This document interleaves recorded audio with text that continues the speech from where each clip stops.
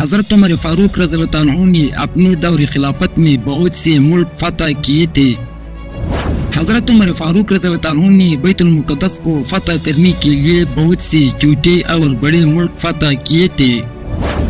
حضرت عمر فاروق رضی اللہ عنہ نے بیت المقدس کی فتح کی خاطر کون سی شرائط قبول کیے تھے؟ حضرت عمر فاروق رضی اللہ عنہ نے بیت المقدس کے یہودیوں کو کون سے تحفظ دے چکے تھے؟ ویڈیو میں آگے بڑھنے سے پہلے اگر آپ میرے چینل پر نئے ہو تو برائے مہربانی میرے چینل کو سبسکرائب کریں تاکہ میری ویڈیوز آپ لوگوں کو بر وقت ملتی رہے۔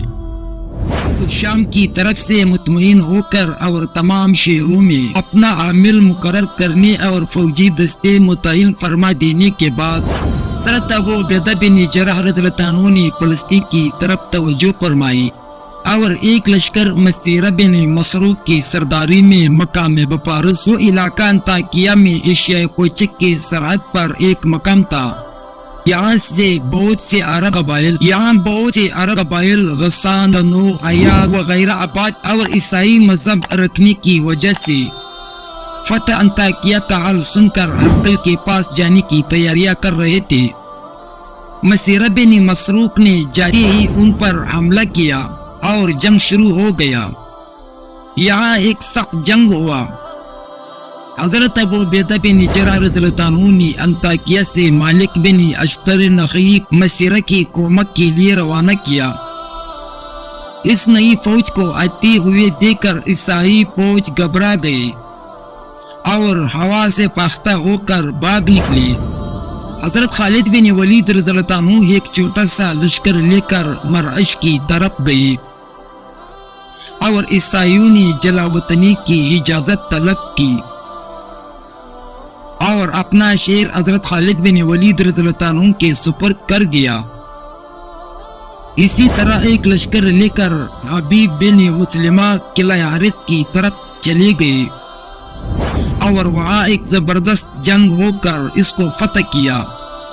انہی ایام میں انطاکیہ وہ علاقہ انطاکیہ کو اسلامی لشکر فتح کر رہا تھا۔ انہی ایام میں انطاکیہ وہ علاقہ انطاکیہ کو اسلامی لشکر فتح کر رہا تھا کہ عامل حضرت یزید بن ابو سفیان نے اپنے بھائی معاویہ بن ابو سفیان رضی اللہ عنہ کو حکم فاروقی کی بنا پر فوج دے کر کیساریہ کی طرف بھیجا۔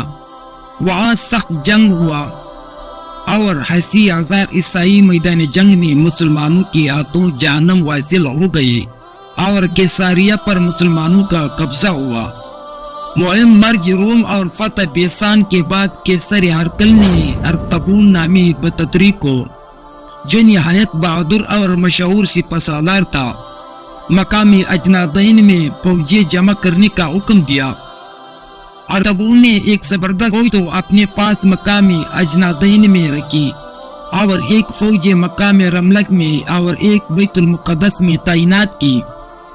یہ فوجیں اسلامی حملہ کے منتظر تھے اور ہر طرح کے کیل کانٹے سے لیس اور تعداد میں بے شمار تھے۔ حضرت عمر بن العاص رضی اللہ عنہ نے جو اس سمت کے حصے افواج کی سرداری رکھتے تھے بحکم ابو عبیدہ رضی اللہ عنہ اکلمہ بن حکیم فراسی اور مسرور بن العاقی کو بیت المقدس کی طرف اور ابو ایوب الملاکی کو رملہ کی جانب روانہ کیا اور عمر رضی اللہ عنہ خود ارطبون کے مقابلے کو اجنادین کی جانب روانہ ہو گئے۔ عمر رضی اللہ عنہ جب اجنادین کے نزدیک پہنچ گیا تو اجنادین میں نہایت سخت لڑائی شروع ہوئی۔ یہ لڑائی جنگ یرموک کی طرح تھی۔ بالآخر ارطبون حضرت عمر رضی اللہ عنہ کے مقابلے سے شکست کھا کر بیت المقدس کی طرف بھاگ نکلا۔ حضرت اکلمہ بن حکیم فراسی نے جو بیت المقدس کا محاصرہ کیے ہوئے تھے اس نے راستہ دے دیا۔ ارطبون بیت المقدس میں داخل ہو گیا اور اجنادین پر حضرت عمر رضی اللہ عنہ کا قبضہ ہوا۔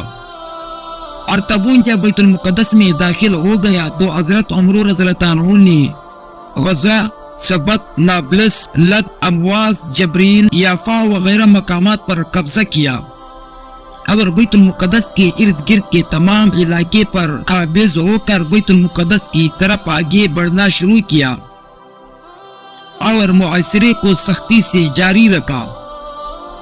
انہی ایام میں حضرت ابو عبیدہ رضی اللہ عنہ نے شام کے انتہائی اضلاع قنسرین وغیرہ کی فتح سے فارغ ہو کر فلسطین و بیت المقدس کی طرف روانہ ہو چکے تھے۔ عیسائی قلعے بند ہو کر نہایت سختی سے محاصرین کی مدافعت اور مقابلہ کر رہے تھے۔ ابو عبیدہ بن جراح رضی اللہ عنہ کی آ جانے کی خبر سن کر ان کی کچھ ہمت پست ہو گئی اور سپہ سالار اعظم یعنی حضرت ابو عبیدہ رضی اللہ عنہ کی پہنچنے پر انہوں نے صلح سلام جاری کیا۔ وہ بہت سادہ اور ایسے مقررہ معائنہ تھے کہ تمام عیسائی ان سے واقف تھے، لیکن بیت المقدس کے عیسائیوں نے صلح کی شرائط میں ایک خاص قسم کا شرط رکھی۔ وہ یہ شرط تھی کہ خلیفہ خود وقت آ کر یہاں لکھ پڑھ کریں گے، اور تبو نے بتدریج بیت المقدس سے نکل کر مصر کی طرف بھاگ نکلا۔ روسا شہر اور شریفہ بیت المقدس ہی مدافعات میں استقامت دکھا رہے تھے اور جنگ پر صلح کو فوقیت دی جائے۔ چنانچہ انہوں نے فاروق اعظم رضی اللہ عنہ کو ان حالات کا ایک خط لکھا اور اس خط میں تحریر کیا کہ آپ کے یہاں تشریف لانے سے بیت المقدس بلا جنگ قبضہ میں آ سکتا ہے۔ حضرت عمر فاروق رضی اللہ عنہ نے اس خط کے پہنچنے پر صاحب الراء حضرات کو مسجد نبوی صلی اللہ علیہ وسلم میں مشورہ طلب کیا۔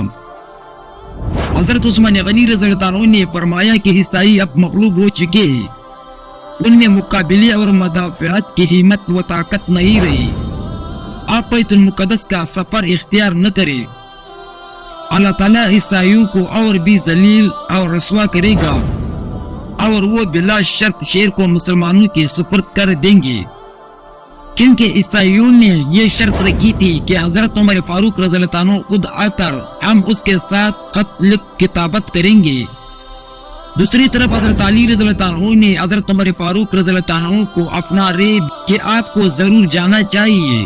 حضرت عمر فاروق رضی اللہ عنہ نے حضرت علی رضی اللہ عنہ کی رائے کو پسند کیا۔ ستوں کا ایک تیلا، ایک اونٹ، ایک غلام، ایک لکڑی کا پیالہ ہمراہ لے کر اور اپنی جگہ حضرت عثمان غنی رضی اللہ عنہ کو مدینہ منورہ کا عامل مقرر فرما کر روانہ ہو گئے۔ آپ کے اس سفر کی سادگی و چپاکشی عام طور پر مشہور ہے۔ کبھی غلام اونٹ کے مہار پکڑ کر چلتا اور فاروق اعظم رضی اللہ عنہ اونٹ پر سوار ہوتے، اور کبھی غلام اونٹ پر سوار ہوتا اور فاروق اعظم رضی اللہ عنہ اونٹ کی مہار پکڑ کر آگے چلتے۔ یہ اس عظیم الشان شہنشاہ اور خلیفہ اسلام کا سفر تھا جس کی فوجیں کسرا و کسرا کے محلات اور تخت و تاج کو اپنے گھوڑوں کی ٹاپوں میں روند چکی۔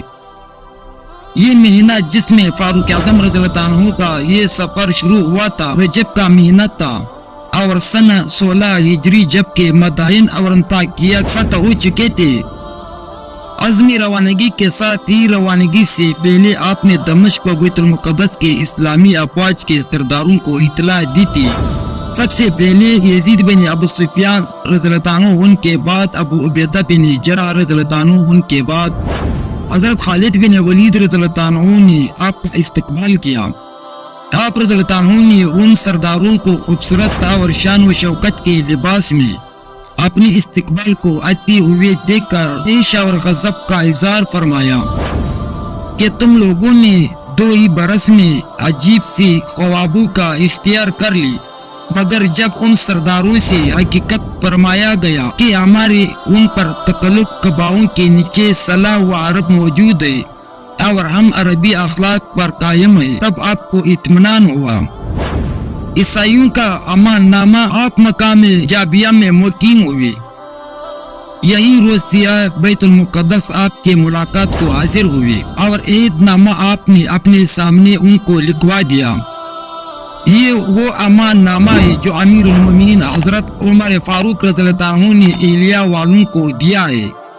اہلیہ والوں کی جان، مال، گرجا، سلیب، بیمار، تندرست سب کو امان دی جاتی ہے، اور ہر مذہب والے کو امان دی جاتی، یہاں تک کہ ان کے ہاتھوں کو بھی نقصان نہ پہنچایا جائے گا، نہ ان کے صلیبیوں اور مالوں میں کسی قسم کی کمی کیا جائے گا، نہ مذہب کے بارے میں کسی قسم کا کوئی تشدد کیا جائے گا، اور نہ ان میں سے کوئی کسی کو ضرر پہنچائے گا، اور اہلیہ میں ان کے ساتھ یہودی نہ رہنے پائیں گے، اور اہلیہ والوں پر فرض ہے کہ وہ جزیت اور انانیوں کو نکال دے۔ پس انانیوں یعنی رومیوں میں سے جو شیر سے نکل جائے گا اس کی جان مال امان دی جائیں گے، جب تک کہ وہ محفوظ مقام تک نہ پہنچ جائے۔ اگر کوئی رومی اہلیہ میں رہنا پسند کرتا ہے تو اس کو باقی اہل شہر کی طرح جزیہ ادا کرنا ہوگا۔ یہاں اگر اہلیال سے کوئی شخص رومیوں کے ساتھ جانا چاہیے تو اس کو امن و امان ہے، یہاں تک کہ وہ محفوظ مقام پر پہنچا جائے گا۔ یہ عہد نامہ پر حضرت خالد بن ولید رضی اللہ عنہ، حضرت عمرو بن العاص رضی اللہ عنہ، حضرت عبد الرحمن بن عوف رضی اللہ عنہ اور معاویہ بن ابو سفیان رضی اللہ عنہ کی دستخط بطور گواہ ثبوت ہے۔ بیت المقدس والوں نے فوراً جزیہ ادا کر کے شہر کے دروازے کھول دیے۔ اسی طرح اہل رملہ میں بھی مصالحت کے ساتھ شہر مسلمانوں کے سپرد کر دیا۔ حضرت عمر فاروق رضی اللہ عنہ پیادہ بیت المقدس میں داخل ہوئے۔ سب سے پہلے مسجد اقصی میں گئے، محراب داؤد کے پاس پہنچ کر سجدہ داؤد کی آیات پڑھ کر سجدہ کیا، پھر عیسائیوں کے گرجے میں گئے اور اس کے سیر کر کے واپس تشریف لائے۔ بیت المقدس کی فتح کے بعد حضرت عمر فاروق رضی اللہ عنہ نے صوبہ فلسطین کے دو حصے کر کے ایک حصہ اکلمہ بن حکیم کو عامل مقرر کر کے رملہ میں قیام کا حکم دیا، دوسرے حصے پر اکلمہ بن معرض کو عامل کر بیت المقدس میں رہنے کا حکم دے دیا۔